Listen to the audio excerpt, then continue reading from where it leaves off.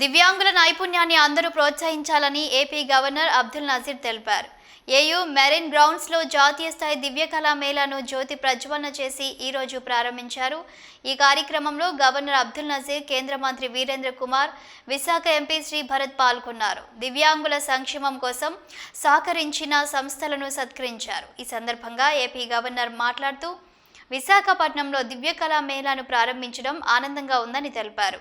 దివ్యాంగులు అన్ని రంగాల్లో ముందున్నారని, చేయూత ఇచ్చి వారికి ప్రోత్సాహం ఇవ్వాలని చెప్పారు. 20 రాష్ట్రాలు ఈ దివ్య కళా మేళాలో భాగస్వాములు అవుతున్నాయని వివరించారు.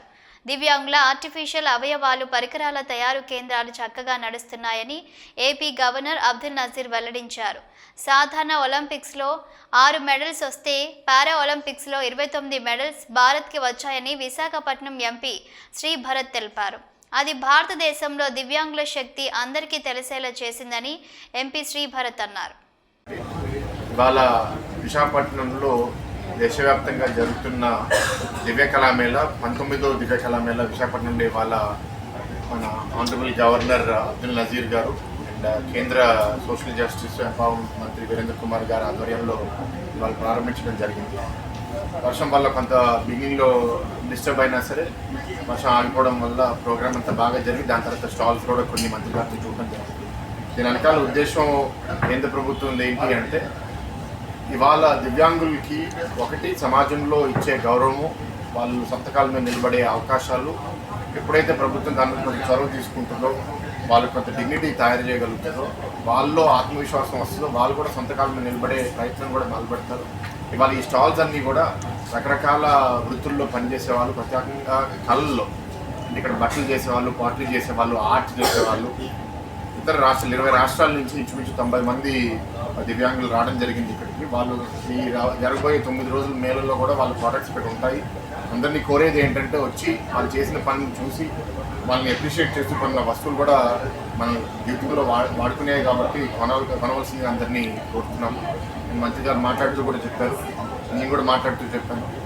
ఇది పారాలింపిక్స్లో రియో బ్రెజిల్లో మనం గెలిచింది ఇంచుమించు 6 మెడల్స్, టోక్యోలో 19 మెడల్స్, ఇప్పుడు ఇక్కడికి వచ్చేసరికి ప్యారిస్లో 29 మెడల్స్ గెలిచామంటే దివ్యాంగులు ఎంత ప్రోగ్రెస్ అవుతున్నారో మనందరం ఒకసారి గ్రహించగలుగుతాము.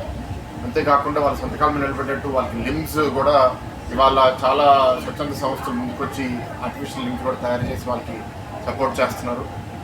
కేంద్ర ప్రభుత్వం ఆర్గనైజేషన్లు వాళ్ళ వెల్ఫేర్ కోసము, ఇక్కడ రాష్ట్ర ప్రభుత్వ డిసేబుల్ వెల్ఫేర్ ఆర్గనైజేషన్ వీళ్ళందరూ ఏంటంటే వాళ్ళ వ్యాపారాలు చేయడానికి అప్పులు, గ్రాంట్లు కూడా ఇవ్వడం జరిగింది. వాళ్ళ వేదిక మీద 3 లక్షలు 4 లక్షల రూపాయల చెక్కులు కూడా చాలా మందికి ఇచ్చాము. అండ్ కింద ఎవరైతే సొంత వెహికల్ నడపలేరో బ్యాటరీ ఆపరేటెడ్ సైకిల్ లాగా వాళ్ళందరికీ గిఫ్ట్ చేయడం జరిగింది.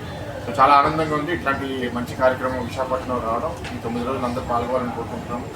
మా రాష్ట్ర మంత్రివర్యులు డోలో స్వామి గారు కూడా రావాలి, కానీ కొన్ని అనివార్య కారణాల వల్ల ఇవాళ రాలేదు. కానీ 29వ తారీఖు క్లోజింగ్ సెరమనీకి తప్పకుండా ఆయన వస్తారని చెప్పడం జరిగింది. కేంద్ర మంత్రి గారు కూడా ఇన్సిస్ట్ చేశారు, ఆ మంత్రి గారు వచ్చి క్లోజింగ్ కూడా ఇక్కడ చేయాలి అని. సో ఈ ప్రోగ్రామ్కి ఆల్ ది బెస్ట్ విష్ చేస్తున్నాము.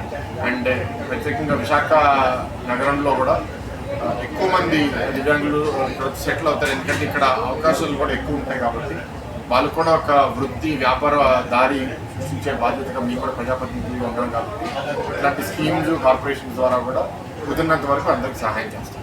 సార్, మన ఢిల్లీలో మొట్టమొదటిసారిగా 2019 నేడు 19సారి ఇది మొట్టమొదటిసారి విశాఖపట్నంలో వచ్చింది. ప్రజలు ఏ విధమైన సందేశం చేస్తారు?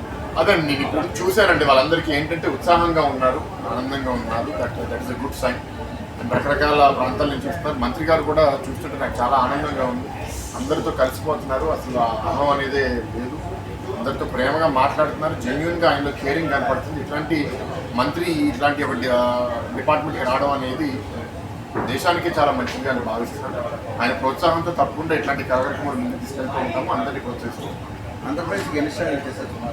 లేదండి, ఆంధ్రప్రదేశ్కి కొన్ని స్టాల్స్ ఇచ్చారు కదా ప్రత్యేకంగా. నాకు ఆ ఎగ్జాక్ట్ నెంబర్స్ తెలియదు, ఇంకా చూడలేదు. నేచర్ ఎట్లాంటిదో నాకు అర్థం అవ్వట్లేదు. ఒక పరీక్ష 14లో ప్రభుత్వం ఫామ్ చేస్తే మీరంతా చూసే విశాఖపట్నంలో ఒక రూట్ సైక్లోన్ మొదట 6 నెలల్లోనే వచ్చింది. అండ్ అప్పుడు కూడా బాబు గారు అన్నీ వదిలేసి వచ్చి ఇక్కడ బస్సులో ఉండి 9 రోజుల్లో నగరం మళ్ళీ దాని కాల్మ నిలబెట్టేటట్టు పనిచేశారు. అప్పటికి ఇప్పటికి 10 ఏళ్ళు అయిపోయింది.